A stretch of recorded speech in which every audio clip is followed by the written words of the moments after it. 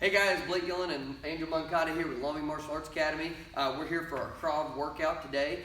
Today we're actually going to be having Mr. Moncada. He's going to be breaking down the front choke defense, and there's several front choke defenses that we do. This is what we call the pluck technique. There is one that's the swinging the arm over. This one more of a ripping motion. We're going to go through doing a front pluck with a knee. Reason why we're doing this one, again, we want to keep up with our scenario training with you guys, so that way you can keep going on those. And this is going to be one that you can actually work at home.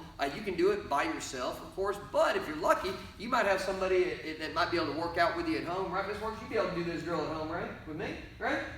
Yeah, maybe not. But here's the deal: if it works out, if they're willing, maybe you can get one of your spouse or somebody at home to be able to drill this with you. But even if you don't have anybody to work out with at home, this video, this technique, the way Mr. Moncada is going to break it down is going to be done in the air. So I'm actually not going to be grabbing him in the choke right now, because we want to simulate this, how you can actually drill it without a partner at home in there. So Mr. Moncada, I'm going to turn it over to you. Go ahead and start breaking down that front pluck technique. Thank you, Mr. Gillen. So, like I said, we're going to break down the front choke technique. So simple. This one's going to be static. Like he mentioned earlier, we got some where we're going backwards and we're going forward. So this one, we're staying statically, just in one spot. So what you want to do is come out, and I want you to imagine you're plucking right behind your thumbs. Well, imagine they're grabbing you. You want to go right behind the thumbs right here.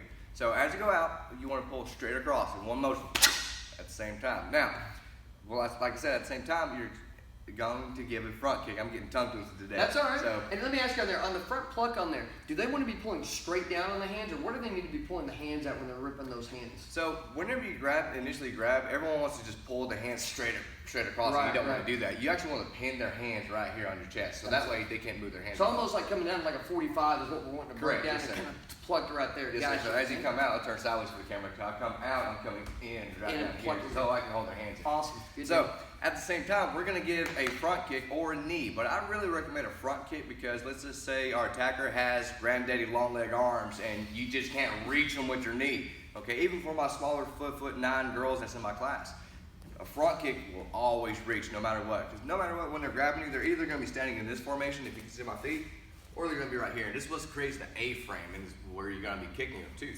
Now, go ahead and bring it down. We're bringing up 1, 2, and we're landing forward right here. Now, the last video Mr. Gillen helped me out with was going over the elbow strike, and Mr. Gillen says you can actually go over a different angle. Was that right? Right, so on this one, because we went through a couple different angles on that elbow. Remember we did the side throw, and we did the over the head throw.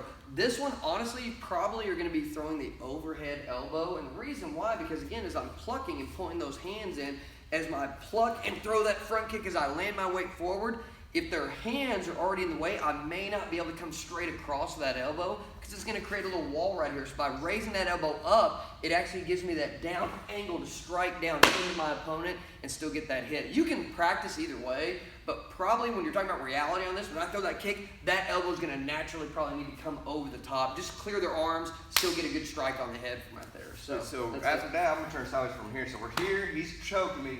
1, land forward, and there's that elbow strike. 2.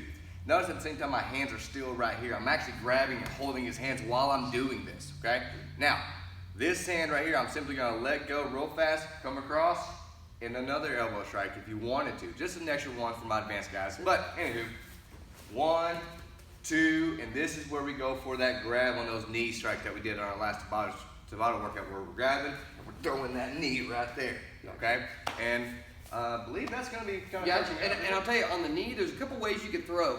And again, this is kind of, when you're talking about reality fight on there, when we're talking about the combative drills we're doing for our self-defense, you know, it's got to be very fluid. The reason why we'll give you kind of some of these alternatives on there is because we're going to train different scenario sets, because I could give you one set technique, but here's the problem. If you only have one plan, one option to go through, and you're fighting through, and then you come into a wall and you get to where you can't get through that technique, problem is, now if you don't already have other things kind of trained in, the way the human mind works is amazing. If I put a few extra files in that cabinet and I train a scenario a certain way, and then I just modify, maybe come with a different angle. That's why, like when we do the forward elbow, I can do a few where I'm plucking, landing, and then throw that side elbow. But then I want to alternate that, pluck and land, over elbow. And if I train both, this will actually start kind of tracking those into my brain, where now, when I'm in that fight, if I'm going to go, bam, I'll just rotate right to it, right? Throwing the side elbow, I can do that a few times, okay? But I could also go without. Now on the grab, when I reach out and do the grab right here, you can throw the same knee that's already back. But one thing that we can also train, this is an alternate you can do, is as I pluck a knee, land that elbow, I go for my grab. If I can, I actually also will alternate and I'll take a step back with my front foot. Here's why, because by putting that step back, again, if this person is 250 pounds, I'm 150, I'm probably not going to be pulling that weight down with that partner. And I may just go straight for the knee strikes to hit. But if I'm kind of close, within 100 pounds maybe of that person, as far as gap distance, size-wise, frame-wise, I think I can do it. By reaching out, by doing my pluck and knee, landing elbows, I reach out and I step back, I'll actually be pulling that partner down. I can have my hand hooked behind the neck, pulling them down.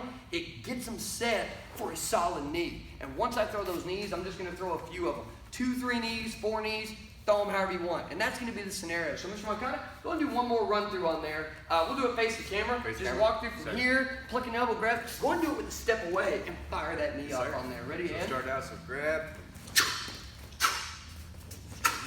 1, 3, gotcha. And just like that, and that's going to be the drill we're working right there. Now, you can do, like I said, alternating knees. That's one option. You can use the same knee over and over again. Definitely a good option as well. Start kind of rotating, change them in, but again, be kind of fluid with the way you're working. As long as the general motion is working, this is what we're kind of training our body into, and then if we're actually in that fight, we will just kind of adapt to what's going on in the surroundings and what we may have to do. Again, when we start doing the scenario training in class, sometimes we have our partners kind of pushing back and I lose balance. I might have to roll in and shift to a different technique and work from there. But that's going to give you a good scenario that you can kind of work on at home, the pluck and knee strike, but we got to get our fitness in also. Now I'm going to wheel my chart over here real quick. Okay, seriously, is that close enough there, Ms. Works? Right there? There you go. We're going to zoom in a little bit. If you watch Tuesday's workout, we gave you a killer Tabata run through on there. Here's the deal. We want to be getting our fitness in every day. So for today, we're going to kind of repeat that Tabata workout. Run that scenario, get your drill on there. Again, several minutes. Spend as much time as you can going through that technique. Then you can do the Tabata. But here's the cool thing about the Tabata. When we go through these, this is just a template for the workout.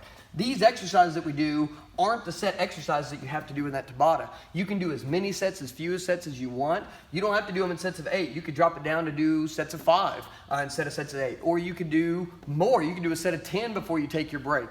I would probably max it out at 10, because once you get to 10, you're kind of gassing at that point, and you really need to give your body that breather on there. But the 20 seconds on, 10 seconds off for several reps, that's a Tabata. So here's the cool thing. If you're not sure what exercise to do, run Tuesday's workout through that Tabata, and you can use the same exercises we gave you here. But if you want to change it up and alternate, you could say, you know what, I'm going to do burpees. I'm not going to do the crunches. I'm going to switch that over to shadow boxing. And then maybe for the single leg knee, I like that one. Maybe on the V-up, sit-up, I'll keep that one. But tricep push-ups, I'm going to give my arms a little breather on today. Maybe I'll rotate that into elbow strikes or jumping jacks, speed jacks, several different workouts. And as we go along with our Kravs, we're going to start alternating and changing out some different drills so that way we can go through. Maybe even on Friday, what we may post is kind of do a series of maybe like 20 or 30 different exercises that you can alternate in to add into that Tabata workout, and that gives you something to go through. But you can use this, like I said, as just a template to get a killer workout in, run through those drills, and by the end, if you ran it the way it was supposed to yesterday, you probably burned out and sweat yesterday, which is good. So this is what we want you to kind of fire off in for your cardio run through. Look for us on Friday. We're going to give probably some more either striking or scenario training, and then we'll do maybe a little series of some different exercise fitness drills that you can use to plug into that Tabata template and run through. That's our workout. Anything else you want to add on there, Mr. Moncada, for the Krav workout? Make sure you stretch after this workout. Gotcha. Yeah, very important, guys. And I'm glad you reminded me on this. Stretch before, a little bit before. You don't need to do a long stretch. Get that body warmed up, jogging, all that kind of stuff beforehand. Good stretch at the end. Definitely be drinking. When you run these, you need to be flooding that system with water on there. Number good for good health reasons, but also it helps flush that lactic acid out and keeps from the soreness building up. So just make sure you're going through on there. Guys, we'll see you guys on the Friday video. Get after it, Krav group.